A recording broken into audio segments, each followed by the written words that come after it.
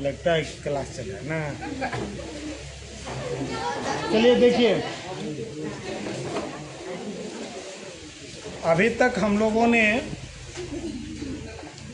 लोकतंत्र को प्रभावित करने वाली प्रतिस्पर्धाओं और जनसंघर्षों की बात कर रहे थे कि लोकतंत्र को सबसे अधिक अगर प्रभावित करता है तो वो जनसंघर्ष है। और इसके लिए हम लोगों ने कई जनसंघर्षों का उदाहरण लिया, उसके साथ साथ कुछ अपने देश से बाहर के देशों का भी, माने पड़ोसी देशों का भी हम लोगों ने उदाहरण लिया।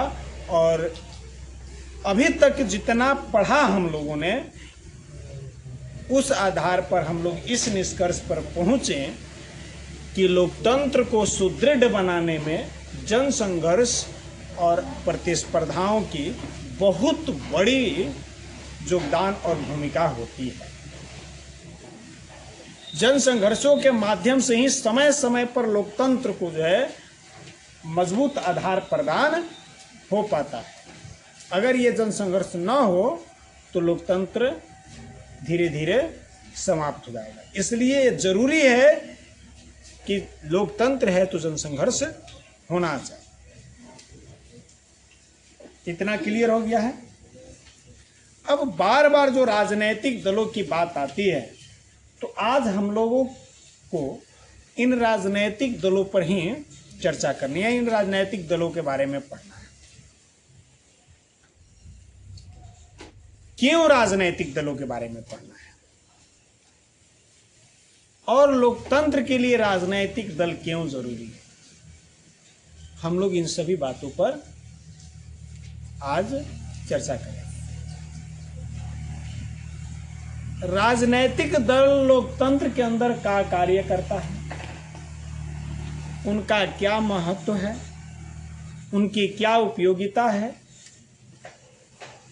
और किस प्रकार के राजनैतिक दल और कितने प्रकार के होते हैं। राजनैतिक दल भी जो होते हैं, दलीय व्यवस्थाएं जो होती है, वो कितने प्रकार की होती है। इन सारे प्रश्नों का उत्तर हम लोग ढूंढने का प्रयास करेंगे। तो ध्यान रखेंगे, हम लोगों ने कितने प्रश्नों को लेकर के चला है, एक एक प्रश्न का उत्तर हम लोग ढूंढने का प्रयास करेंगे। और अंत तक अगर कोई प्रश्न छूटता हुआ दिखे तो आप लोगों को भी पूछना होगा कि सर हम लोगों का ये प्रश्न छूट रहा है, इसका उत्तर अभी तक हम लोगों को नहीं है। ठीक है ना। सबसे पहला सवाल यहां से शुरू होता है कि राजनैतिक दल क्यों, लोकतंत्र के लिए राजनैतिक दल क्यों जरूरी। तो जब हम लोग इस अध्याय की शुरुआत किए थे, तो इस अध्याय की शुरुआत इस बात से किए थे कि लोकतंत्र में जनसंघर्ष एवं प्रतिस्पर्धा है, यही ना। तो जनसंघर्ष का तो इतने दिन से चर्चा की, ये प्रतिस्पर्धा की चर्चा बहुत कम हुई। केवल पहले दिन ही प्रतिस्पर्धा की चर्चा करके हम लोगों ने उसको स्टॉप कर दिया। तो ये प्रतिस्पर्धा की हम बात करें कि लोकतंत्र में ये प्रतिस्पर्धा जो होती है, कंपटीशन जो होता है, वह ये राजनैतिक दल ही उत्पन्न करते हैं। प्रतिस्पर्धा का मतलब क्या हुआ, कंपटीशन ना। कंपटीशन कहने से समझ में आ जा रहा होगा तुम लोग के, कुछ ऐसे शब्द हैं जिसको अंग्रेजी में बच्चे ज्यादा समझ में, हिंदी में समझ में नहीं आता है। तो प्रतिस्पर्धा या कंपटीशन जो होता है कि ये होड़ होता है एक दूसरे को बड़ा साबित करना। तो राजनीतिक दलों में भी ये कंपटीशन रहता है, ये प्रतिस्पर्धा रहता है कि मैं जनता के सामने अपने आप को सबसे अच्छा और सबसे मजबूत पार्टी साबित करूं, तब ना जनता हमको ज्यादा वोट करेगी। तो जनता के सामने अपने आप को सबसे बेहतर साबित करने के लिए जो कंपटीशन होता है, जो प्रतिस्पर्धा होता है, यही तो हमें लोकतंत्र को मजबूती प्रदान करता है। अब अपने आप को सबसे महत्वपूर्ण, सबसे बढ़िया, सबसे बेहतर साबित करने के लिए राजनीतिक दल क्या करेगा, जनता के मुद्दा को गंभीरता से उठाएगा और उन्हें अधिक से अधिक पूरा करने का प्रयास करेगा, यानी जनता के अधिकारों की बात करेगा। और जनता को अधिक से अधिक अधिकार देने का कोशिश करेगा। लोकतंत्र यही तो है कि जनता को अपना अधिकार, वाजिब अधिकार मिल सके। तो इसीलिए जो प्रतिस्पर्धा की हम लोग बात करते थे कि लोकतंत्र को प्रतिस्पर्धा मजबूती प्रदान करती है, तो ये प्रतिस्पर्धा राजनीतिक दल ही उपस्थित करते हैं। राजनीतिक दलों के कारण ही लोकतंत्र में प्रतिस्पर्धाएं होती है। तो पहला सवाल का तो उत्तर मिल गया।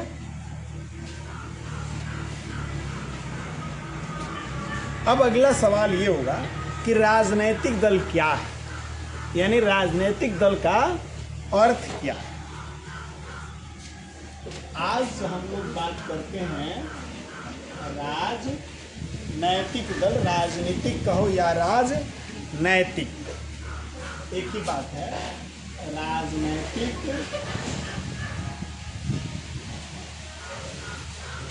दल का अर्थ, राजनीतिक दल का अर्थ यानी राजनीतिक दल क्या है, किसको राजनीतिक दल कहें। क्योंकि ध्यान रखिएगा, कई बार ऐसी चीजें हमारे सामने आई। जनसमूह, जनसंघर्ष जब पढ़ रहे थे हम लोग, तो कहीं कहीं जनसमूह आया था, कहीं कहीं दबाव समूह आ गया था, दबाव समूह, और ये राजनीतिक दल। तो ये जानेंगे कि तीनों में अंतर क्या है। लोगों के संगठन को ही जन समुदाय भी कहते हैं या संगठन कहते हैं, लोगों के संगठन को ही दबाव समूह भी कहते हैं, और लोगों के संगठन को ही राजनीतिक दल कहते हैं। लेकिन इन तीनों में अंतर क्या है, सबसे बड़ा प्रश्न यही है। तू लोग अपने दुनिया में झुराइल रहता है ना, पढ़ने आता है तू लोग, खाली ये जब बैठ जाने से पढ़ाई हो जाएगा।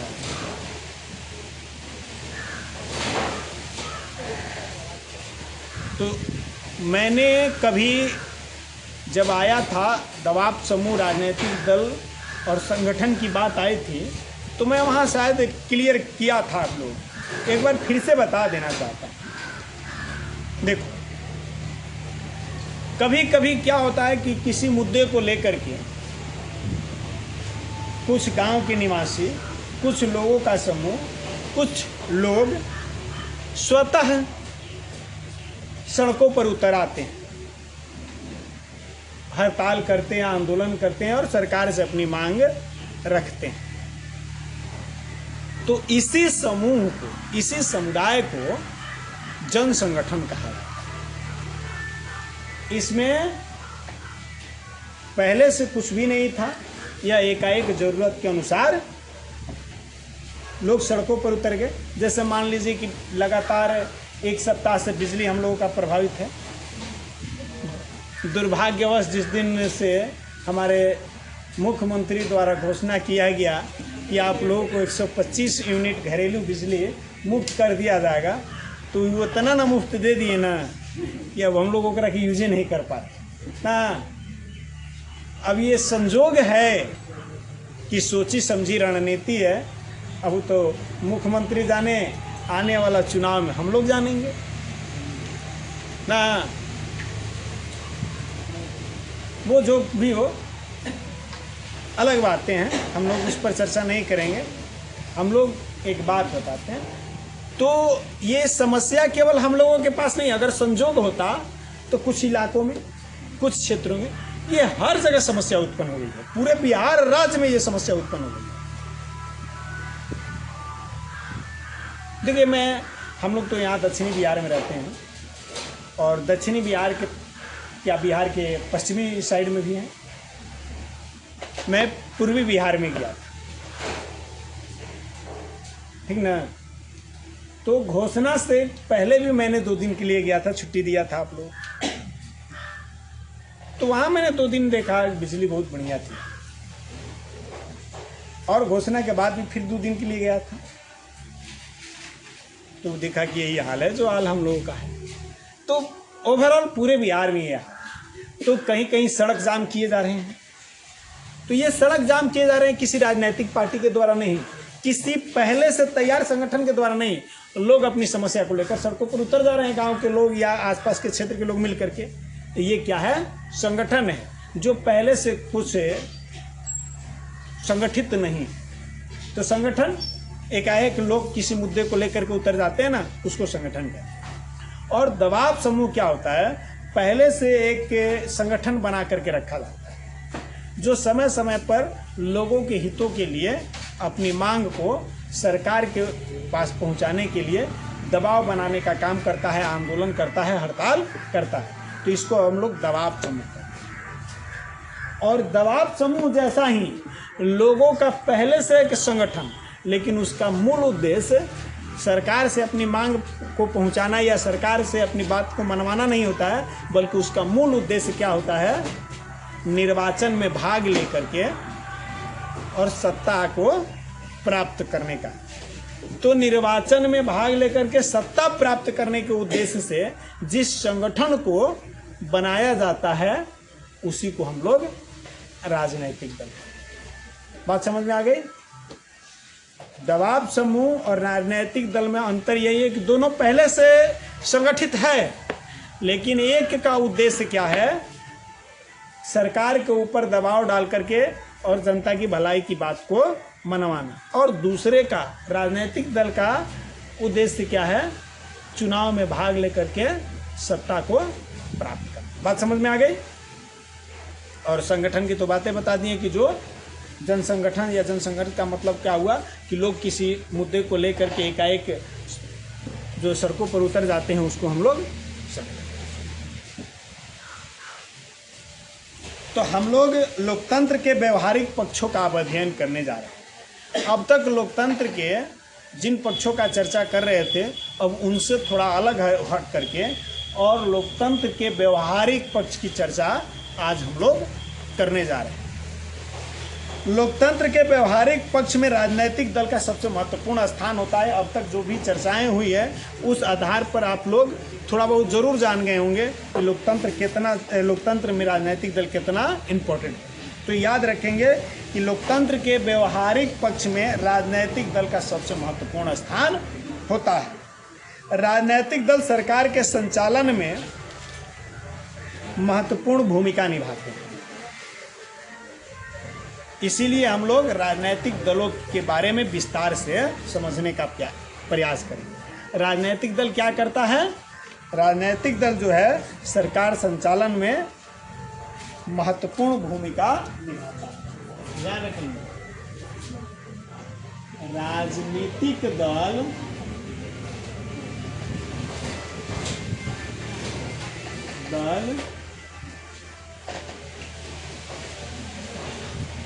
सरकार के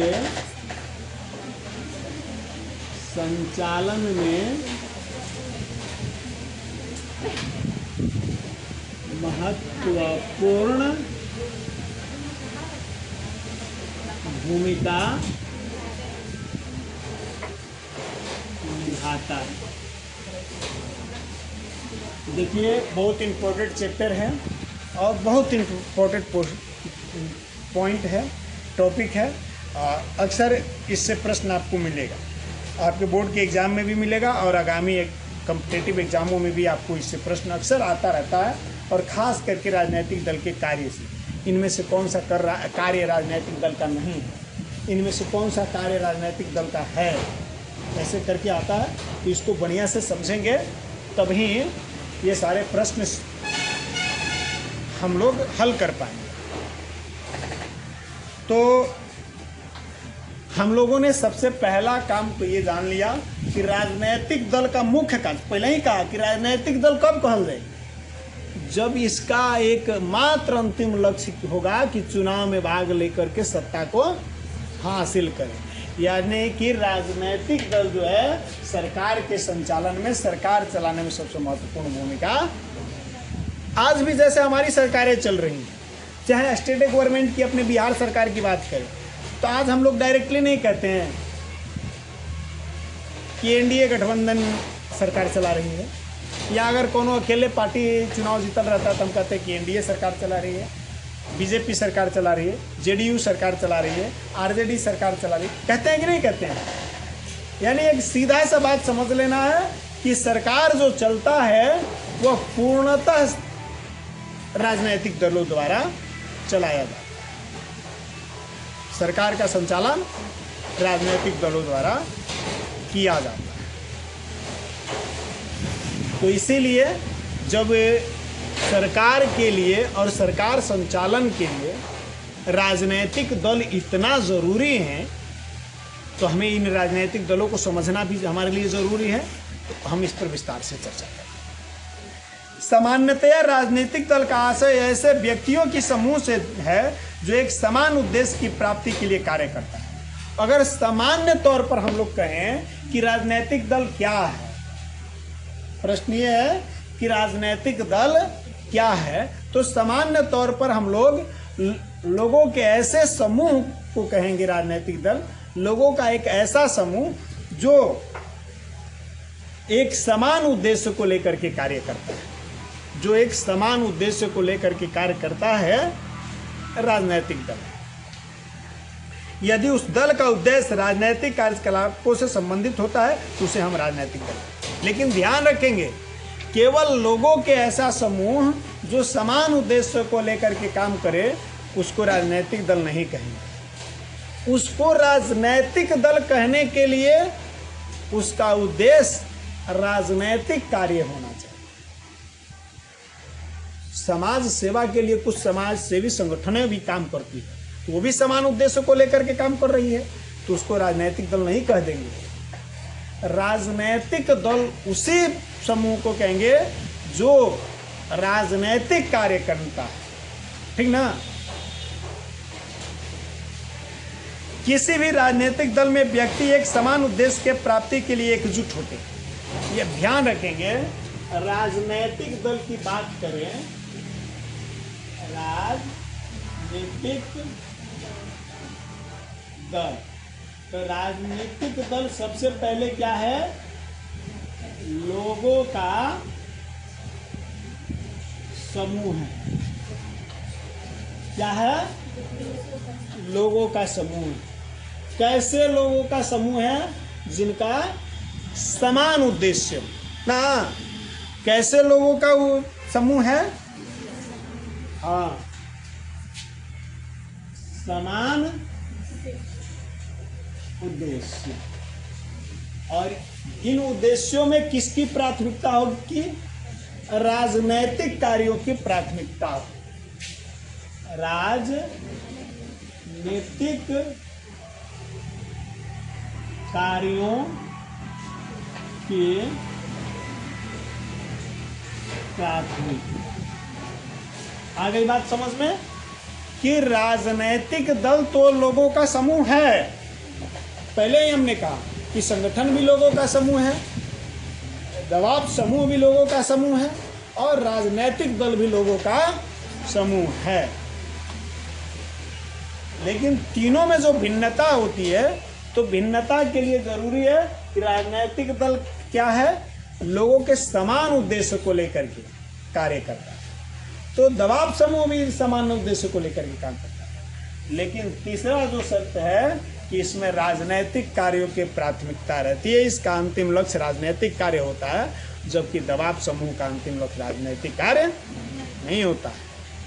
राजनैतिक दल का अंतिम उद्देश्य सत्ता प्राप्त करना होता है, जबकि दबाव समूह या संगठन का कोई भी लक्ष्य सत्ता प्राप्त करने के नहीं होती। समझ में आ रही है बात?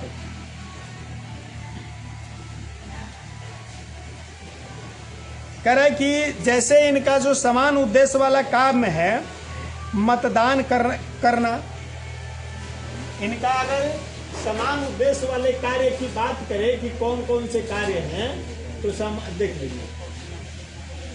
मतदान करना क्या कार्य? समान उद्देश्य क्या है? मतदान करना। सबका एक उद्देश्य है कि भाई हमनी के वोट करना है। और केकरा के वोट करना है? अपनी पार्टी को वोट करना है ना। आरजेडी के कोई सदस्य बीजेपी को वोट देगा? होता है, कभी कभी होता है ना। एक बहुत बड़ा मुद्दा है, कल की घटना, कल ने परसों की घटना है। हमारे उपराष्ट्रपति, नाम पता है तुम लोगों का? हाँ, जगदीप धनखड़ थे और ये इस्तीफा दे दिए। इस्तीफा देने का कारण क्या है बता देता हूँ, तुम लोग भी जान लो। पॉलिटिकल साइंस के स्टूडेंट हो, इसलिए ये सब चीज़ें हम लोगों को अपडेट रहना चाहिए, जानना चाहिए। हमारे उपराष्ट्रपति जगदीप धनखड़ के इस्तीफा देने का कारण बताया गया, जो सार्वजनिक रूप से वो बताया गया कि स्वास्थ्य कारणों से इन्होंने इस्तीफा दे दिया। मैंने समझ में आया, बहुत बीमार हैं इसलिए इस्तीफा दिया। लेकिन अब वास्तविकता क्या है समझते हैं। वास्तविकता क्या है कि मानसून सत्र चलने वाली है। राज्यसभा सरकारों का मानसून सत्र चलता है, जैसे विधानसभा का भी चल रहा है, तो लोकसभा राज्यसभा सबका मानसून सत्र चलता है। 5 दिन 7 दिन का सत्र होता है, बैठकें होती है, उसमें तरह तरह के मुद्दों को रखा जाता है। इसमें जस्टिस वर्मा जो सुप्रीम कोर्ट के एक न्यायाधीश थे, उनके घर में बहुत कैश पकड़ाया। कैश मैंने समझ में आता है, नगद रुपया। अब भाई एक जज का पेमेंट और भत्ता वगैरह मिला करके जो होना चाहिए, उससे ज़्यादा संपत्ति आपके घर में कैसे आएगी? और उतनी ज़्यादा संपत्ति, बहुत अधिक संपत्ति, तो उनके घर में बहुत अधिक संपत्ति प्राप्त हो गया। अब इतना अधिक संपत्ति जब प्राप्त किया गया, तो सवाल ये उठता है, ये पैसा आया कहाँ से? किन उद्देश्यों को लेकर के आपके पास ये पैसे पहुंचाए गए? किन्होंने आपके पास ये पैसा पहुंचाया? अब ये तो जवाब देना है। और याद रखेंगे, राष्ट्रपति, सुप्रीम कोर्ट के न्यायाधीश, मुख्य न्यायाधीश पर आप FIR दर्ज नहीं कर सकते। इसके लिए पहले महाभियोग लाना पड़ता है। ऐसे इनको अपने पोस्ट से नहीं हटा सकते, महाभियोग लाना पड़ता है। तो क्या हुआ कि विपक्ष ने महाभियोग लाने का प्रस्ताव राज्यसभा में प्रस्तुत कर दिया। तो राज्यसभा में महाभियोग लाने का नियम है कि कम से कम 50 सदस्यों का हस्ताक्षर उस पर होना चाहिए, और उस पर 50 से अधिक लोगों का हस्ताक्षर था।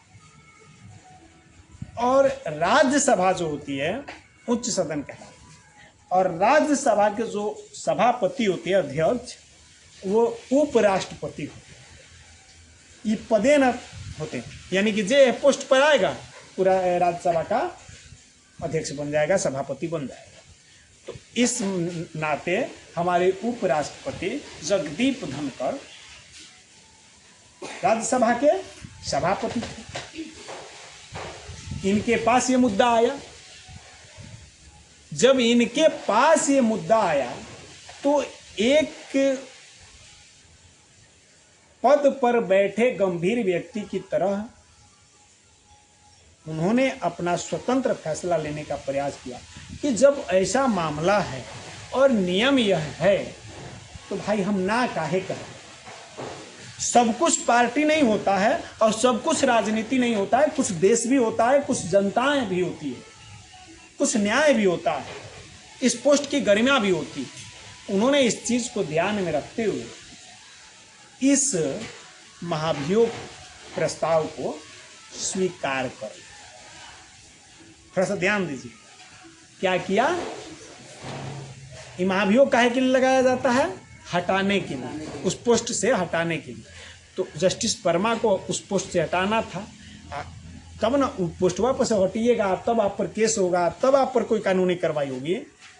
बहुत बड़े पोस्ट पर हैं, डायरेक्ट कुछ नहीं हो सकता है, तो यही लिए महाभियोग लगाया गया। उसी टाइम मॉनसून सत्र में ही पक्ष, जो सत्ता पक्ष है, वो भी उन पर महाभियोग लाना चाहता था।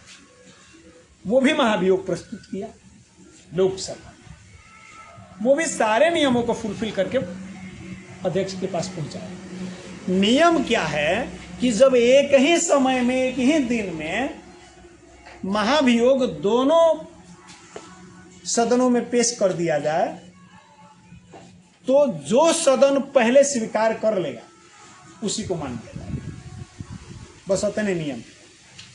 अब राज्यसभा लोकसभा में दोनों जगह तो एक ही दिन पेश हो गई, एक ही समय में है, तो बस नियम ये है कि जहां पहले एक्सेप्ट हुआ, जहां हस्ताक्षर पहले हुआ अध्यक्ष का, पहले एक्सेप्ट मान लिया जाएगा, दूसरा का को नहीं माना जाएगा। उद्देश्य दोनों लोगों का एक ही है। पक्ष भी चाहता है कि महाभियोग लगाया जाए, इनको हटाया जाए, विपक्ष भी चाहता है कि महाभियोग लगाया जाए। बस यह था कि जे महाभियोगवा लगैलक मांग कैलक कि हमरा निगरानी में कमिटी गठित हो, जांच पड़ताल कर। अब विपक्ष वाला पहले स्वीकार कर लिया गया, उपराष्ट्रपति स्वीकार कर लिए पहले, तो अब ये कमिटी किसके आधार पर गठित होती है? विपक्ष के आधार। देखो, मैं किसी पर आरोप नहीं लगा रहा हूं, लेकिन इस बात को समझने वाली बात, इसी बात का ऐतराज है सत्ता पक्ष कि हमारा अभियोग स्वीकार किया जाता, हम लोगों के अनुसार टीम गठित होता, हम लोग जांच करते। अच्छा, अब एक बात है कि एक आदमी चोर है, पकड़ा गया, ठीक, आज जांच करना है कि भाई चोर है, आओ एक साथे के चोर, अकेले तो चोरी कैले नहीं है, तो आओ एक के मदद कैले। ये जांच करने के लिए दो लोगों का टीम गठित हो रहा है। अगर दोनों आदमी का समान उद्देश्य है और देश की भलाई चाहता है तो आदमी तैयार है, कोई जांच कर ले, वो हम चाहे वो, कोनो दिक्कत नहीं है। लेकिन एक आदमी जिदियाई है कि ना जांच करेंगे तो हम ही करेंगे, ना तो नहीं करने देंगे। एक मतलब लगता है कि ना ऐसा तो नहीं ना कि सत्ता पक्ष इसमें इन्वॉल्व था और सत्ता पक्ष के कुछ लोग इस जांच पड़ताल के घेरे में आने वाले थे, इसीलिए वो नहीं चाहते थे कि दूसरा कोई जांच करे।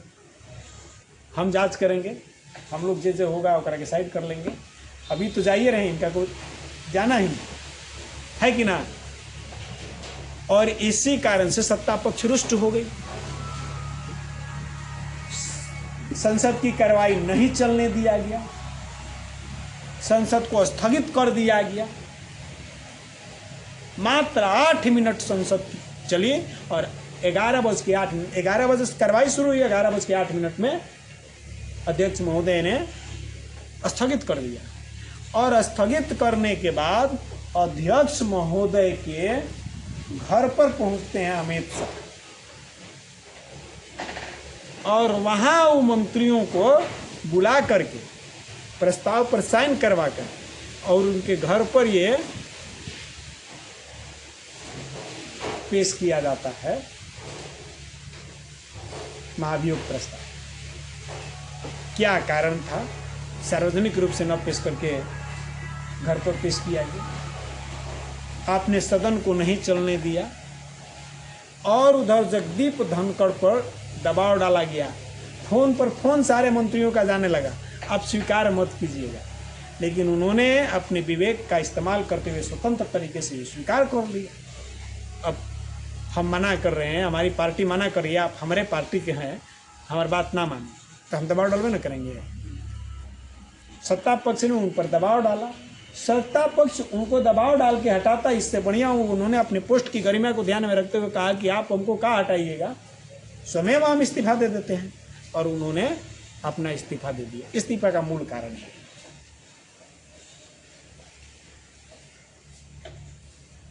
वास्तविकता से कुछ नहीं, अब तो उनको हटा दिया गया।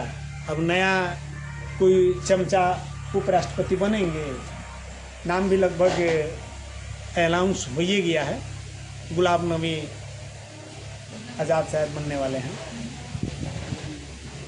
बीजेपी के सबसे बड़े चमचा हैं। अब चमचे कहा जाएगा ना, वो वैसे नहीं चाहिए रहे ना, तो स्वतंत्र विचार रखने वाले उपराष्ट्रपति को आप दबाव देकर के हटा देते हैं, आप कहते हैं कि पार्टी सही है। तो यही हुआ है और कोई बड़ी, लेकिन ये इशारा कर रहा है कि हमारा लगता है कि भारत के लोकतंत्र एक बार फिर इंदिरा गांधी जैसा खतरे में पड़ गया। ये बात सही है। कहाँ से लोकतांत्रिक कोई कार्य हो रहा है? ये तो गैर लोकतांत्रिक कार्य है। हम जो चाह रहे हैं वही होगा, अगर नहीं होगा तो कुछ होने ही नहीं।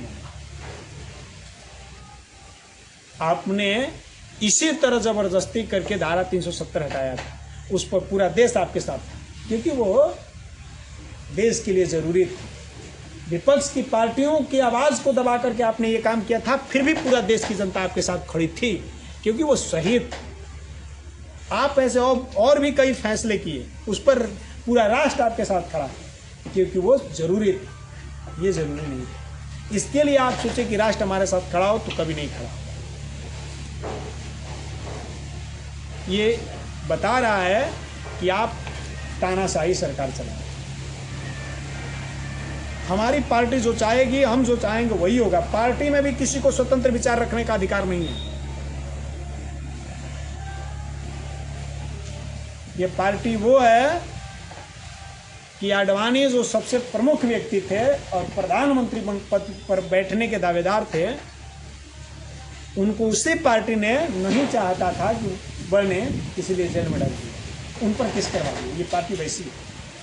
ये गलत, ये सही नहीं। आगे जो भी होगा तो भविष्य तय करेगा क्या होता है। बिहार विधानसभा में भी यही हो रहा है और वहाँ भी। तो हमको तो लगता है कि जहाँ जहाँ बीजेपी है वहाँ मनमानी चले, लेकिन हम लोगों को इस पर ज़्यादा चर्चा नहीं करनी है। लेकिन ये बातें बहुत ज़रूरी थी हम लोगों को जानने के लिए, इसलिए हमने इस बात को आप लोगों के सामने रखा कि लोकतंत्र की समझ हम लोगों को भी रखनी चाहिए, और कुछ हो रहा है तो उसमें हम लोगों को भी समझ में आना चाहिए क्या हो रहा है। तब नहीं पढ़ने का कोई फ़ायदा है। नहीं तो किताब पढ़ के रट के घरे बैठ जाना ये काफ़ी नहीं है। पढ़ने का मतलब वो हमको भी नॉलेज होनी चाहिए, हम भी कुछ सोच समझ सकें, कुछ निर्णय ले सके ना। कभी कभी घर द्वार पर जो चौपालों पर बातें होती है, वहाँ कभी ज़रूरत पड़ गया तो जवाब दे सके कि क्या सही है क्या गलत है। चलिए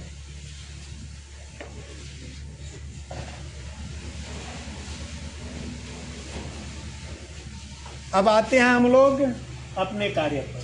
हम लोगों ने राजनीतिक दल के समान उद्देश्यों की बात की थी, और पहला उद्देश्य क्या पढ़ा? मतदान करना। दूसरा चुनाव लड़ना। दूसरा काम मेन तो यह है ना। ये बात तो हम लोग समझिए गए कि पार्टी चाहे और ओकरा विपक्ष में आवाज़ उठाने का परिणाम क्या हो जाता है ना, लेकिन ऐसा नहीं होना चाहिए। गलत को गलत कहने का अधिकार सबको मिलना चाहिए। अगर हमारी गलती है तो हमें खुलकर कहने का आज़ादी होना चाहिए कि नहीं गलती है, और वही व्यक्ति सही और वही संस्थाएं सही कहला सकती है। अगर पार्टी की गलती है तो उस गलती को सहन करने का क्षमता होना चाहिए। ये नहीं कि हमारा आदमी कोई कह दिया ये तो दुर्योधन वाली अहंकार आ गई, रावण वाली अहंकार आ गई कि हमारा गलत कहने का मतलब बाबू साइड, विभीषण को साइड कर दिया, परिणाम तो भुगतना पड़ा। सुकर्ण को साइड किया, विदुर जी को साइड किया, और यहाँ जगदीप धनखड़ को साइड किया ना। ऐसा ना हो कि विभीषण और धनखड़ एक समान हो जाए। कहानी वही है, अपने परिवार के खिलाफ आवाज़ उठाया। चलिए आते हैं, तो चुनाव लड़ना ये भी काम है। मेन काम तो ये है चुनाव लड़के कोई सीट हासिल कर लेना, कुर्सी हासिल कर, नीतियां एवं कार्यक्रम तय करना। नीतियां एवं कार्यक्रम तय करें, ठीक ना। ये राजनैतिक दल का सामान्य उद्देश्य है। और जिस जिन व्यक्तियों के संगठन का समान उद्देश्य यह है उसी को राजनीतिक दल कहेंगे। जिसका ये समान उद्देश्य नहीं है उसको राजनीतिक दल नहीं कहेंगे, ठीक है ना। तब राजनीतिक दल का अर्थ समझ में आ गया। अब हम लोग किसी भी दल को समझ सकते हैं कि राजनीतिक दल है कि नहीं। जैसे अभी बहुत सारी पार्टियां चुनाव लड़ रही है तो हम लोग कहेंगे ना कि राजनीतिक दल है। उसी में और भी कुछ संगठन हो सकता है। तो हम लोग जैसे उदाहरण के लिए कोई कमेटी का गठन हो जाता है, गाँवों में आसपास में बहुत सारी कमेटियों का गठन हम लोगों ने देखा होगा। एक बहुत लोकप्रिय है करनी सेना, जो नाम सुनने होगा जानता होगा। तो अब करनी सेना को देखते हैं, क्या इसे हम लोग राजनीतिक दल कह सकते हैं? क्या करनी सेना को कभी हम लोग चुनाव लड़ते हुए देखा है? नीति आयोग कार्यक्रम तय करते हुए देखा है? ये राजनीतिक दल नहीं है। राजनीतिक दल का उद्देश्य, तो बात समझ में आ गया, यह क्या है? दबाव समूह, जो सरकार पर दबाव डाल करके जनता की बातों को मनवाने का, इनके बातों को सरकार तक पहुंचाने का काम करता है।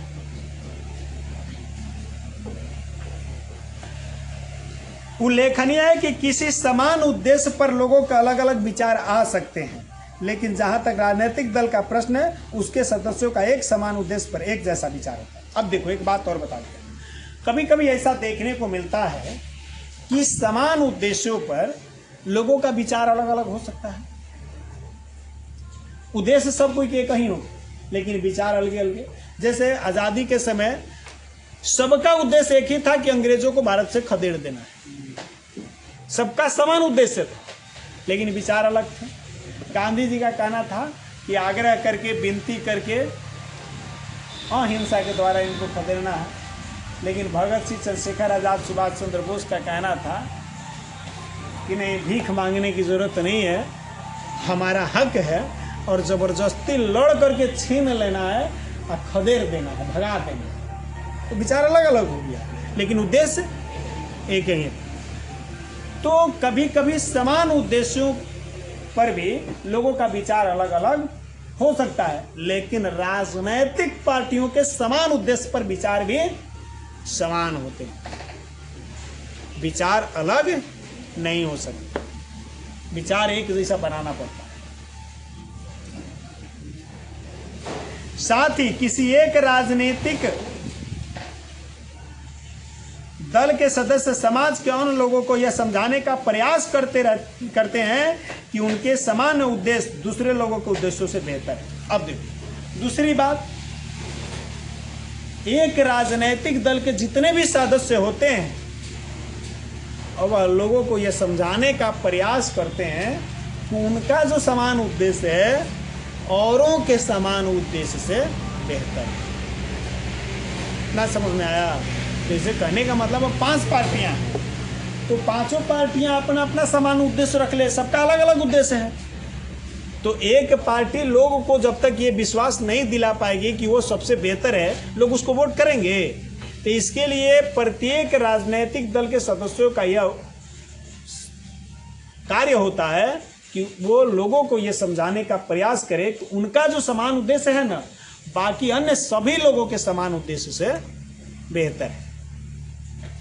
जैसे मान लीजिए राष्ट्रीय जनता दल है तो उसके सदस्य आपको यह समझाने का प्रयास करेंगे कि हम लोगों का जो उद्देश्य है यह सबसे बेहतर है, यही से बिहार की भलाई हो सके।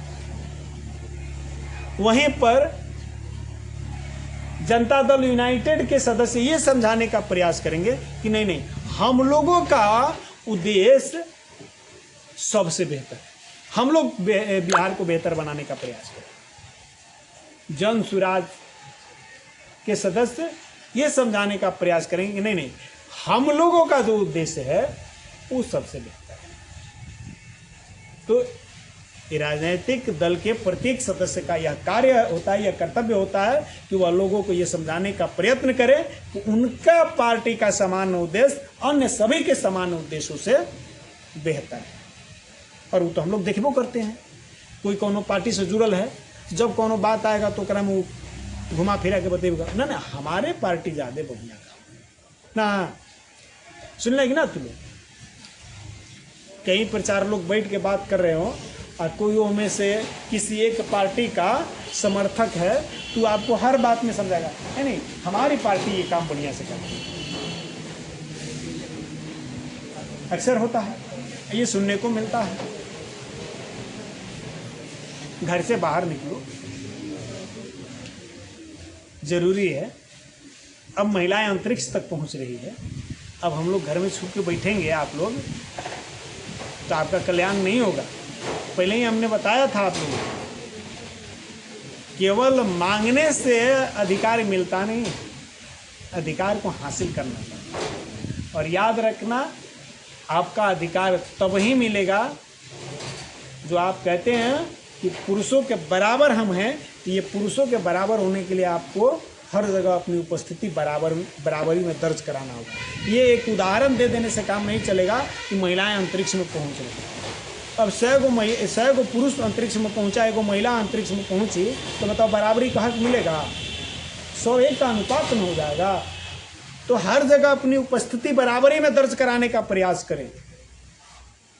जब हम विद्यालय में बैठे तो वहाँ हमारी उपस्थिति बराबर हो, कोचिंग संस्थानों में बैठे तो हमारी उपस्थिति बराबर हो। केवल इन सभी जगहों पर आप अपनी उपस्थिति बराबर दर्ज करा दीजिएगा तो हर जगह आपकी उपस्थिति बराबर दर्ज होने लगेगी। यहीं से हम पिछड़ते हैं। इसलिए ज़रूरी पहला काम यही है कि हम विद्यालयों, कोचिंग संस्थानों, ट्यूशन सेंटरों पर अपनी उपस्थिति बराबर दर्ज कराने का प्रयास करें। और इसके लिए हमारे अभिभावकों को भी आगे बढ़ कर के सोच रखनी पड़े। ये नहीं कि बच्चों को बढ़िया से बढ़िया स्कूल में नामांकन करा दें, बढ़िया से बढ़िया कोचिंग संस्थानों में भेजें। अब बच्चियों को घरे बैठेले रहे हैं, लास्ट में अब बोर्ड का एग्ज़ाम आया तब साल भर के लिए ट्यूशन, 1.5 साल के लिए ट्यूशन दे। ऐसा होगा तो काम नहीं चलेगा। चलिए आते हैं।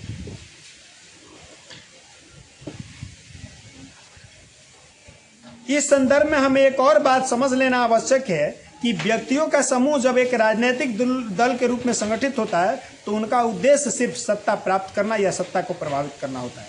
इसीलिए सभी राजनीतिक दल अपनी अपनी नीतियों और कार्यक्रमों को तैयार करते हैं।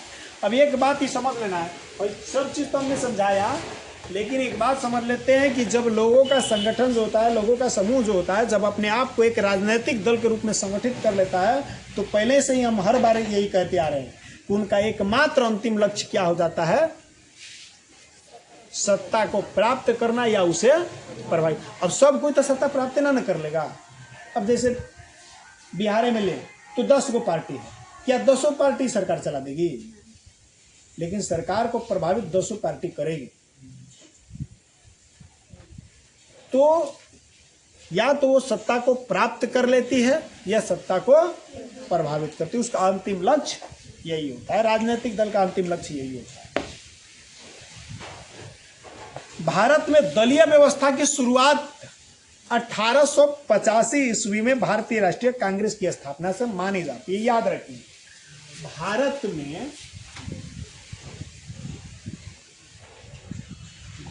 में दलीय व्यवस्था की शुरुआत 1885 से भारतीय राष्ट्रीय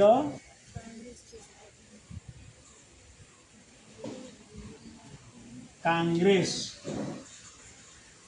की स्थापना। भारत के दलीय व्यवस्था की शुरुआत कहाँ से मानी जाती है? तो जब भारत में सबसे पहले बार दिसंबर 1885 ईस्वी में भारतीय राष्ट्रीय कांग्रेस पार्टी की स्थापना की गई, वहीं से माना जाता है। अब एक मतलब ये नहीं हुआ कि भारत में यह पहली कोई पार्टी थी, भारतीय राष्ट्रीय कांग्रेस। इससे भी पहली पार्टियां थी, लेकिन पहली राजनैतिक पार्टी है। हम लोग राजनैतिक पार्टी की बात कर रहे हैं, तब ना दलीय व्यवस्था की शुरुआत होगी।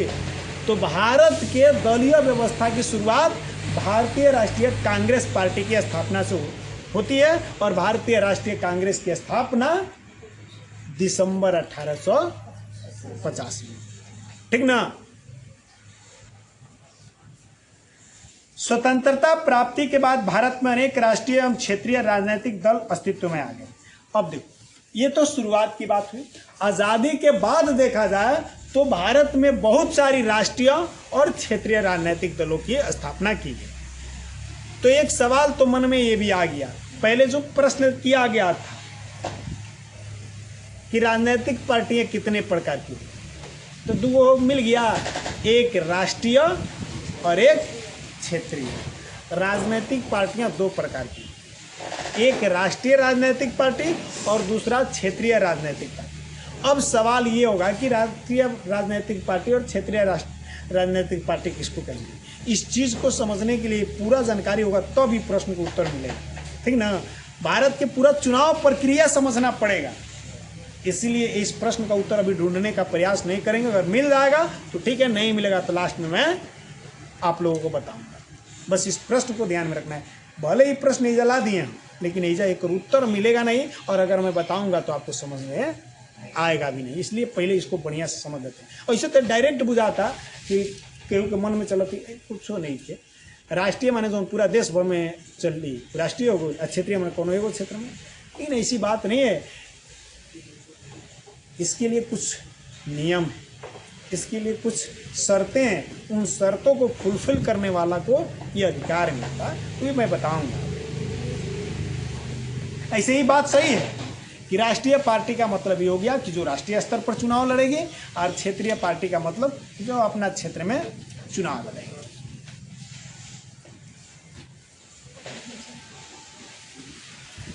यहाँ हम लोगों को यह जान लेना भी आवश्यक है कि विश्व में सर्वप्रथम राजनीतिक दलों की उत्पत्ति ब्रिटेन में हुई थी। याद रखेंगे। अब ये तो बात हो गया कि भारत में दलीय व्यवस्था की शुरुआत कब हुई, तो 1885 ईस्वी में भारतीय राष्ट्रीय कांग्रेस की स्थापना के साथ। लेकिन अगर पूरी दुनिया में दलीय व्यवस्था की शुरुआत, सबसे पहले राजनीतिक दलों की स्थापना कहाँ हुई थी, तो ब्रिटेन में हुई।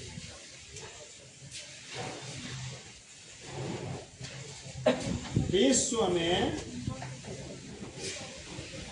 सर्वप्रथम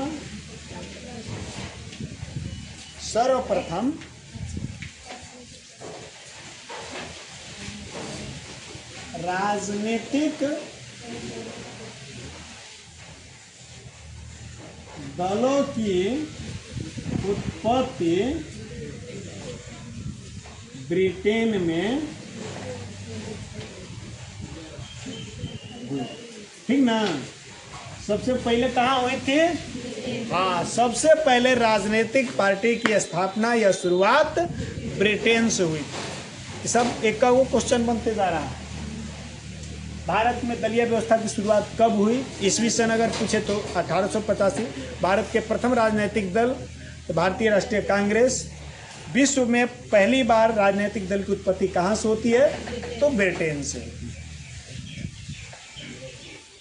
यहाँ 1688 ईस्वी में जो गौरवपूर्ण क्रांति हुई थी, 1688 के गौरवपूर्ण क्रांति के बारे में बतैले हैं तुम्हें,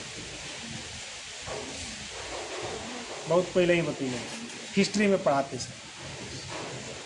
बताया था कि इस क्रांति में एक तबड़ा के भी किसी को नहीं मारा गया, शांतिपूर्ण तरीके से हुई थी। बस लोग सड़कों पर उतरे और वहाँ के शासक प्रधान ने कहा कि जब मैं जनता के योग्य नहीं हूँ तभी तो लोगों को सड़कों पर उतरना पड़ा, इसलिए उन्होंने स्वयं वो पद त्याग कर दिया।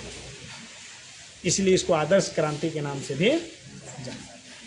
तो राजनीतिक दलों की उत्पत्ति ब्रिटेन में कब से हुई, तो 1600 किस घटना से, हाँ, गौरवपूर्ण क्रांति से।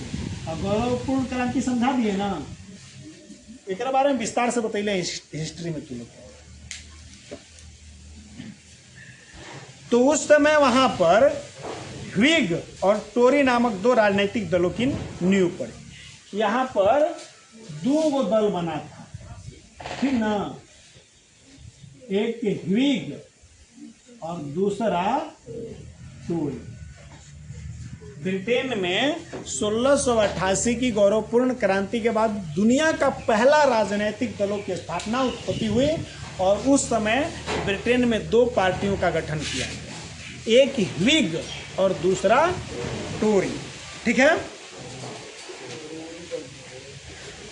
जो आगे चल करके व्हिग पार्टी जो थी यह हुई उदार दल, और जो टोरी हुई वह अनुदार दल। ठीक ना। व्हिग को उदार दल कहा गया और टोरी को अनुदार दल। संयुक्त राज्य अमेरिका में संविधान निर्माण के बाद राजनीतिक दलों की उत्पत्ति हुई। याद रखेंगे, अगर संयुक्त राज्य अमेरिका की बात करें तो संयुक्त राज्य अमेरिका में पहले संविधान बना था, ओकरा बाद हो राजनीतिक पार्टी बनी। संविधान बनने के और संयुक्त राज्य अमेरिका में संविधान कब बना था? नोट्स पढ़ता नहीं है तुम लोग ना।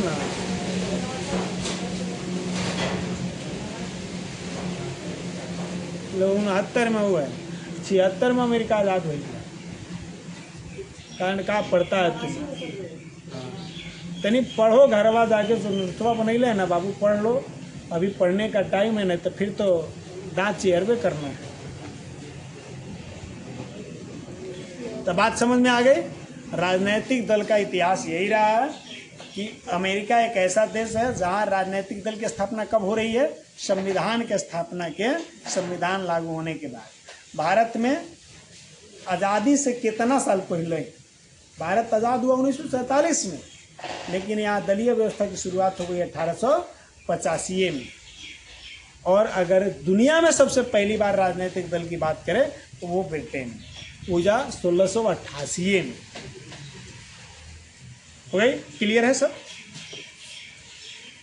तो ये तो प्रश्न का उत्तर मिल गया, हम समझ गए राजनीतिक दल क्या है, उसके उद्देश्य क्या है, अंतिम लक्ष्य क्या है, इतिहास का रहा है राजनीतिक दल। अब राजनीतिक दल के कार्य पढ़ने, टाइम कितना हो रहा है? चलो आज कार्य पढ़ लेते हैं।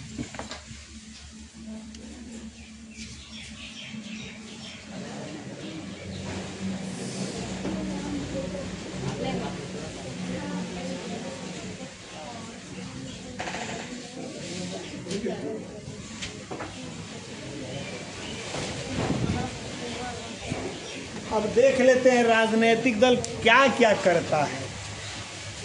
ऐसा तो कुछ जान ही चुके हैं और लास्ट में यो निष्कर्ष निकाल लिए हैं।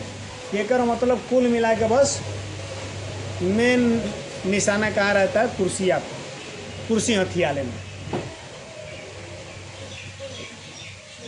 लोकतांत्रिक देशों में राजनीतिक दल जीवन के एक अंग बन चुका है। जैसे जीवन के लिए जो चीज़ें बहुत ज़रूरी है हमारे लिए, उसी तरह लोकतंत्र में राजनीतिक दल भी एक ज़रूरी अंग बन गया है। इसीलिए उन्हें लोकतंत्र के प्राण के नाम से जाना जाता है। ये अक्सर आता है, लोकतंत्र का प्राण किसे कहते हैं? राजनीतिक दल को। लोकतंत्र का प्राण किसे कहते हैं? यह आएगा प्रश्न, ऑब्जेक्टिव में आप लोगों का आएगा, ठीक ना। ये 1 नंबर के वो ऑब्जेक्टिव क्वेश्चन आएगा। लोकतांत्रिक शासन प्रणाली में राजनीतिक दलों को निम्नलिखित प्रमुख कार्य करने होते हैं। सबसे पहला कार्य नीतियां एवं कार्यक्रम तय करना। लिख ले है ना, सबसे पहला काम इसका यही है, नीतियां एवं कार्यक्रम तय करना। राजनीतिक दल का पहला काम यही है कि वह लोगों को लुभाने के लिए, लोगों को आकर्षित करने के लिए अपनी नीतियां और कार्यक्रम तय करती है कि हम क्या करेंगे, हमारा क्या मुख्य एजेंडा होगा कि हम चुनाव जीतने के बाद आप लोगों के लिए क्या क्या करने वाले हैं, ताकि जनता को लोक लुभावने वादे किए जाएं और जनता उस लोक लुभावने वादों से आकर्षित होकर के हमको वोट करे और अधिक से अधिक वोट मिले ताकि हम लोग जीत सकें। ये पहला काम ये होगा। राजनीतिक दल जनता का समर्थन प्राप्त करने के लिए नीतियां एवं कार्यक्रम तैयार करते हैं, क्योंकि जिसको जनता का सबसे अधिक समर्थन प्राप्त होगा वही तो सरकार का गठन कर पाएगा। तो सरकार का गठन करने के लिए आपको जनता का अपार समर्थन की आवश्यकता होगी, और जनता को अपार समर्थन प्राप्त करने के लिए राजनीतिक दल अपना कार्यक्रम और नीति बनाती है कि भाई देखो, चुनाव में आप लोग हम पर विश्वास करो, हमें वोट दो, और अगर आप लोग हमें वोट देते हैं, हमें सत्ता प्राप्त होती है, हमें ये अधिकार मिलता है, तो हम जीतने के बाद आप लोगों के लिए कौन कौन से कार्य करेंगे वो आपको बताती है। इसी को कार्यक्रम और नीति कहा जाता है। इन्हीं नीतियों और कार्यक्रमों के आधार पर वे चुनाव भी लड़ते हैं। जो अपना नीति और कार्यक्रम तैयार करते हैं, इसी पर वो चुनाव लड़ते हैं, जनता से वादा करते हैं, जनता को लुभाते हैं और अपनी बात को मनवाने का कोशिश करते हैं। राजनीतिक दल भाषण, टेलीविजन, रेडियो, समाचार पत्र आदि के माध्यम से अपनी नीतियां एवं कार्यक्रम जनता के सामने रखते हैं और मतदाताओं को अपनी ओर आकर्षित करने की कोशिश करते हैं। तो खुदे हम लोग रोज देखने वाले चीज़ है। हम लोग इतना परिपक्व है गए कि सब चीज़ वह समझते हैं। मोबाइल फ़ोन पर अक्सर प्रचार आता है ना, चुनाव नज़दीक आ जाता है तो टीवी पर अक्सर चुनाव के समय हम लोग प्रचार देखते हैं। सब पार्टी अपना अपना प्रचार करती है कि हम क्या करेंगे, हमने क्या किया है, हमको वोट कीजिए। समाचार पत्रों पर भी इन लोगों का न्यूज़ छपने लगता है, अपना प्रचार करता है, और गांव-गांव घूम करके भाषण, रैलियों के द्वारा और गाड़ियों पर जो है कि लाउड स्पीकर के द्वारा बजा करके अपनी नीतियों कार्यक्रमों को जनता के समक्ष रखने का प्रयास किया जाता है। जनता को लुभाने का और आकर्षित करने का प्रयास किया जाता है। वो तो हम लोग देखते हैं। मतदाता भी उसी राजनीतिक दल को अपना समर्थन देते हैं जिनकी नीतियां एवं कार्यक्रम जनता के कल्याण के लिए एवं राष्ट्रीय हित को मजबूत करने वाला होता है। अब जनता भी पहले सब सुनती है, देखती है और समझती है, और जिस राजनीतिक दल की नीतियां एवं कार्यक्रम जनता को सबसे अधिक अच्छे लगते हैं कि नहीं, ये जनता के ज़्यादा भलाई करने लायक है, ये जनता को ज़्यादा फायदा पहुंचाने वाला है, देश के विकास और तरक्की इसी पर है, तो जनता ऐसी पार्टी को अपना वोट कर देती है। बात समझ में आ गई? इसके बाद दूसरा काम क्या होता है? दूसरा काम होता है शासन का संचालन। शासन का अरे मेन खेला तो यही खातिर सब कोई कुर्सी हथियावल चाहता है, कुर्सियाँ मिलेगा तब ना सरकार चलेगी। तो दूसरा काम राजनीतिक दलों का क्या होता है? शासन का संचालन करना। अब देखो एक बात जान लो, सरकार चल रही है, सरकार कार्य कर रही है, इसका मतलब ये नहीं कि जो पार्टी केवल बहुमत प्राप्त किया हुए सरकार अकेले चला रही है। सभी राजनीतिक दलें मिलकर के सरकार चलाती है। जो बिहार को 243 विधायक चाहिए, क्या वो एक पार्टी के हैं? सभी पार्टियों के हैं, तो वो सभी मिलकर के सरकार के अंग बन रहे हैं ना। तो सरकार के संचालन में सभी राजनीतिक दल अपना योगदान करते हैं। राजनीतिक दल चुनाव में बहुमत प्राप्त करके सरकार का निर्माण भी करते हैं, और इसमें क्या होता है कि जिस पार्टी को, जिस राजनीतिक दल को बहुमत प्राप्त होता है वो सरकार का निर्माण करते हैं। यानी बहुमत प्राप्त करने वाला दल करने वाला दल सरकार का निर्माण करता है। सरकार का निर्माण करता है, ठीक ना। सरकार की कैसे निर्माण होता है कक्षा 9 में पढ़ा दिले। और जिन राजनैतिक दलों को बहुमत प्राप्त नहीं होता है, अब जितने राजनैतिक दल को बहुमत नहीं प्राप्त हुआ है वे सभी विपक्ष में बैठते हैं, यानी सरकार के खिलाफ बैठेंगे और सरकार के प्रत्येक कार्यों पर अपनी निगरानी रखेंगे। और जहां भी लगा कि ये जनता के विपक्ष में है, जनता के विरुद्ध है, इससे नुकसान है, तो उस पर वो अपना विरोध जताते हैं। इसीलिए विपक्ष में बैठने वाले उन सभी दलों को विपक्षी दल कहा जाता है, ठीक ना। जहां एक और सत्ता पक्ष शासन संचालन करता है, वहीं विपक्षी दल सरकार पर नियंत्रण करता है। तो देखो, जो बहुमत प्राप्त करता है वो सत्ता का संचालन करता है, और जो विपक्ष में बैठता है, और जो दल विपक्ष में बैठता है वो क्या करता है, सरकार पर नियंत्रण रखता है कि सरकार मनमानी न करे। सरकार को मनमानी करने से रोकने का काम विपक्षी दल करता है, और सरकार की सारी गड़बड़ियों को रोकने का काम करता है।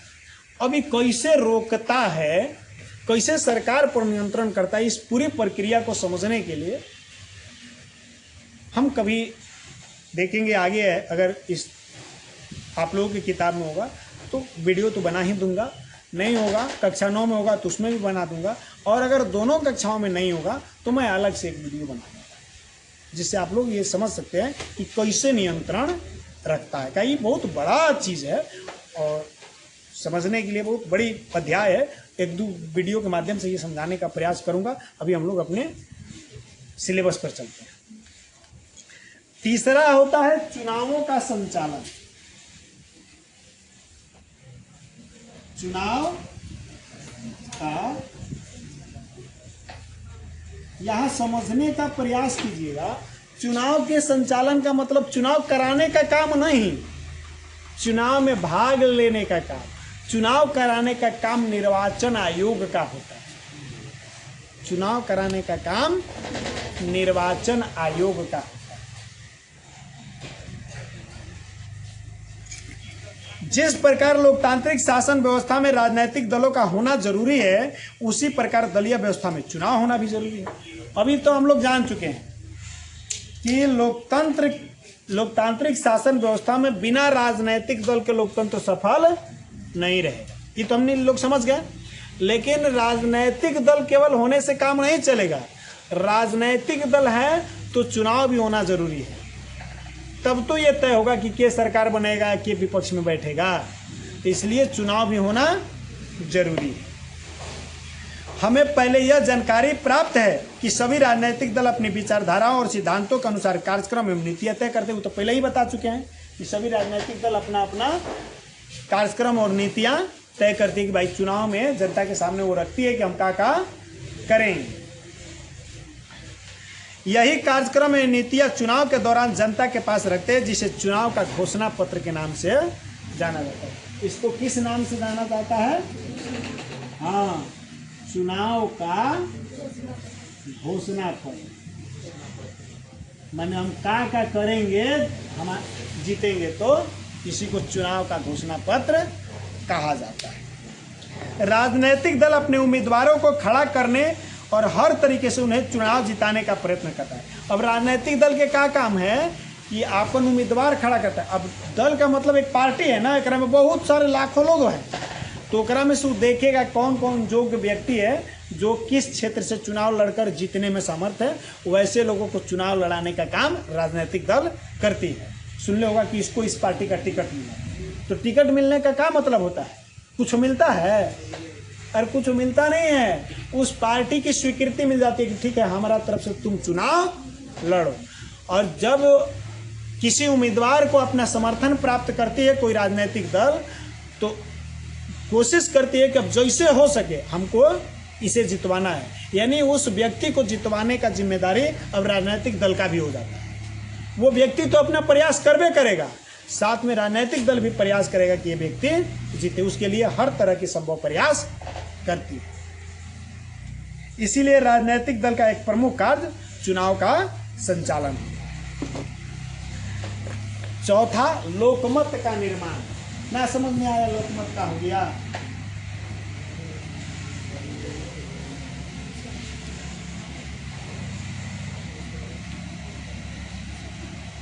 लोकमत के निर्माण का मतलब कि पॉपुलरिटी प्राप्त करना, लोकप्रियता प्राप्त करना। जनता हमारा के ज़्यादा फॉलो करेगी, ज़्यादा चाहेगी, ज़्यादा पसंद करेगी, तो वहीं तो हम कौन उम्मीदवार को उतारेंगे तो जिताएगी या वोट करेगी।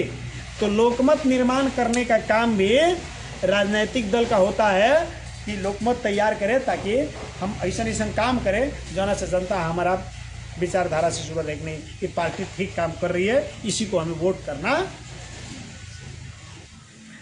लोकतंत्र में जनता की सहमति का समर्थन से ही सत्ता प्राप्त हो सकती है। बिना लोगों का समर्थन के तो सत्ता प्राप्त करना संभव नहीं है। इसीलिए शासन की नीतियों पर लोकमत प्राप्त करना होता है, और इस तरह के लोकमत का निर्माण राजनीतिक दलों द्वारा हो सकता है। राजनीतिक दल ही लोकमत, कहीं कहीं तो व्यक्तिगत रूप से भी लोग लोकमत प्राप्त कर लेते हैं और देखते हो कि निर्दलीय चुनाव जीत जाते हैं। तो ये बात सही है, लेकिन मेन काम ये क्या होता है, राजनीतिक दल का ये मेन काम होता है। जैसे आप ही एक बार चुनाव हुआ था हम लोगों का पिछला, जिसमें सुनील पांडे निर्दलीय चुनाव लड़े थे और हार गए थे ना। तो वहाँ सब कोई के जबान से यही प्रश्न था कि अगर किसी पार्टी से होते तो जरूर चुनाव जीतते। यानी अपना तो लोकमत था ही, उस पार्टी का लोकमत मिलता तो वोट ज़्यादा मिल जाता। तो लोकमत निर्माण करने का काम भी ये करता है, राजनीतिक दल ही करता है। राजनीतिक दल लोकमत निर्माण करने के लिए जनसभाएं करती है, रैलियां करती है, समाचार पत्र, रेडियो, टेलीविजन आदि का सहारा लेकर के जनता को लोक लुभावने नारे दे करके, लोक लुभावने वादे करके लोकमत का निर्माण करने का प्रयास करती है। अब पांचवा काम है सरकार और जनता के बीच मध्यस्थता का काम करती है। सबसे मेन इंपॉर्टेंट काम यही है। राजनीतिक दल का सबसे महत्वपूर्ण कार्य क्या है, सरकार और जनता के बीच मध्यस्थता का काम है।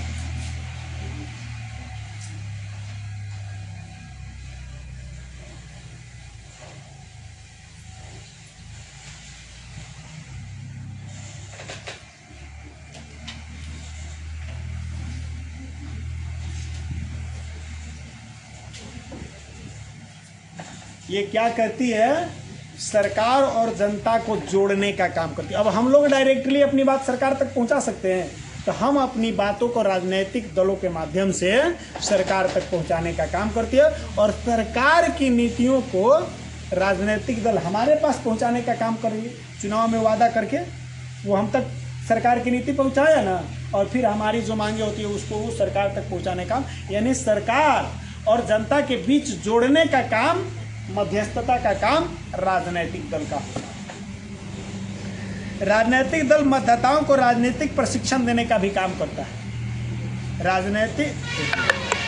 राजनीतिक दलों का एक प्रमुख कार्य है जनता और सरकार के बीच मध्यस्थता करना। राजनीतिक दल ही जनता की समस्याओं और आवश्यकताओं को सरकार के सामने रखती है। जैसे अब मान लो हम लोगों के तरफ से जो पार्टी चुनाव जीतल है, उसका विधायक या सांसद हमारी सरकार में बैठे हुए हैं, तो वहाँ सरकार के समक्ष संसद भवन में और विधानसभा में रखेंगे कि यह समस्या जनता की है, आपको इस समस्या का समाधान करना है। तो ये बात पहुँचाने का काम राजनीतिक दल किया। सरकार ने जो नीति या कार्यक्रम बनाया उसको हमारे सामने ला कर रखती है, जो गलतियाँ कर रही है उसको भी जनता के सामने विपक्षी दल ला कर रखती है। तो इस प्रकार से जनता और सरकार को जोड़ने का काम राजनीतिक दल करता है। इस तरह राजनीतिक दल सरकार और जनता के बीच पुल का निर्माण कर देता है, यानी जोड़ने का काम कर देता है। इसका एक और काम है राजनीतिक प्रशिक्षण। राजनीतिक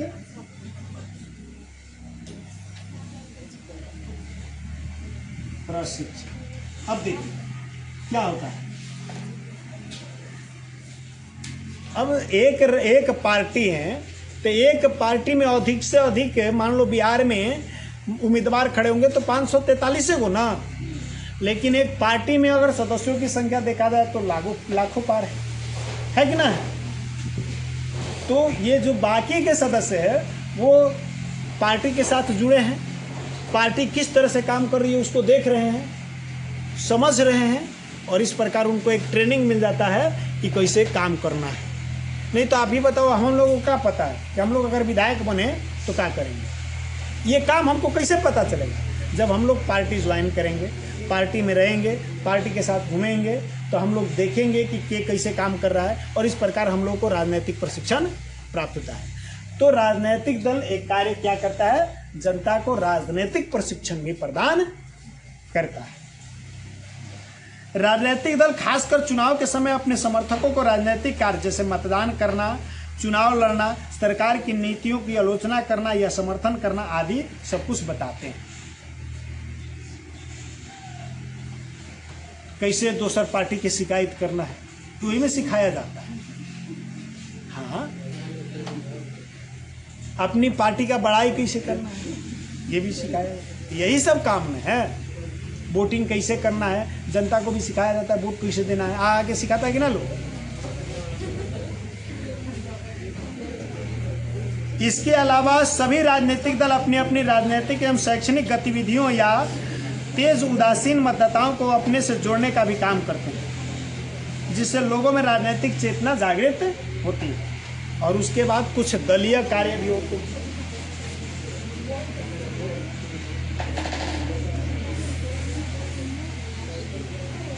और दलीय कार्य का मतलब वो पार्टी का अपनों तो कुछ काम है। दलीय कार्य में उस पार्टी का अपना काम, जैसे उतना सदस्य है और सदस्य जोड़ने का काम, अधिक से अधिक सदस्य जोड़ने का काम। सदस्य जुड़ गए तो ओकरा में से किसको हमारा चुनाव लड़ाना है, केकरा के उम्मीदवार बनाना है, टिकट देना है, ये काम हो गया। के हमारा जो है कि पूरे क्षेत्र का अध्यक्ष रहेगा, के सचिव रहेगा, के व्यवस्थापक रहेगा। उसके बाद सभी राज्यों में क्षेत्रीय स्तर पर सारे टीम का गठन किया जाता है। क्षेत्रीय स्तर पर प्रेस वार्ता करने के लिए इन्हें कि मीडिया के सामने कोई आके बोलेगा, वो हमें पहले ही प्रवक्ता नियुक्त कर लिया जाता है कि भाई मीडिया के सामने खाली तुम्ही को बोलना है, क्या है कि सब कोई को उतना ना बुझाएगा। कुछ उल्टा सीधा बोला गया ना, काम बिगड़ जाएगा। इसीलिए ना अभी हमारे नीतीश कुमार देख रहे हो कुछ बोल रहे हैं, इनको फ्रीज कर दिया गया है। नहीं समझ में आया?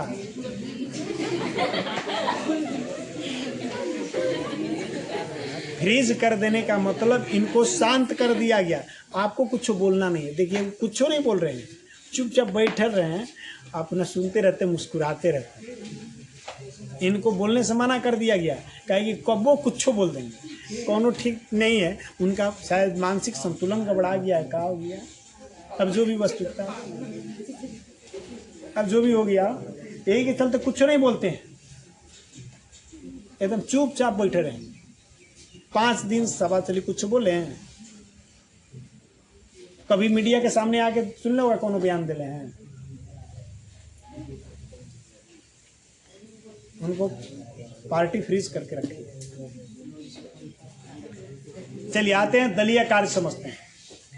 प्रत्येक राजनीतिक दल कुछ दल संबंधी कार्य भी करता है। अब अपन पार्टी है तो भाई एक विधि व्यवस्था बनैले रखना है ना, तो उसका कुछ अपना काम है ना, तो उसी को दलीय कार्य कहते हैं। जैसे अधिक से अधिक मतदाताओं को अपने दल में सदस्यता प्रदान कराना, अपनी अपनी नीतियां एवं कार्यक्रम का प्रचार प्रसार करना, दल के लिए चंदा इकट्ठा करना, ये सारे काम दलीय कार्य हो गए। और अंत में कुछ गैर राजनैतिक कार्य भी होते हैं। गैर राजनीतिक, अरे सब कुछ तो हो रहा है, कुछ गैरो राजनीतिक काम करना होता है। राजनीतिक दल न केवल राजनीतिक कार्य करते हैं बल्कि गैर राजनीतिक कार्य भी करते हैं। अब जैसे मान लीजिए प्राकृतिक आपदा, बाढ़, सुखाड़, भूकंप आदि के दौरान राहत संबंधी काम भी करते हैं। देखा कि ना कहीं इस समय पूरा बिहार तबाह है, परेशान है, कहीं कोनो पार्टी के देखले है? अगर कोनो पार्टी नहीं, सब चुनाव में पूछेगा लोग। अभी हमारे साहेबपुर वाला जो गांव था, यहाँ अगर राजनीतिक पार्टी के रूप में कोई पहुंचा है तो जन सुराज और एक पप्पू यादव, बस 2 आदमी पहुंचा। चलिए, हाँ, अब आगे पढ़ेंगे। और भी बहुत सारे प्रश्न हम लोग शुरू में रखे थे, उन प्रश्नों का उत्तर ढूंढने का प्रयास करेंगे। तब तक के लिए आज समाप्त किया।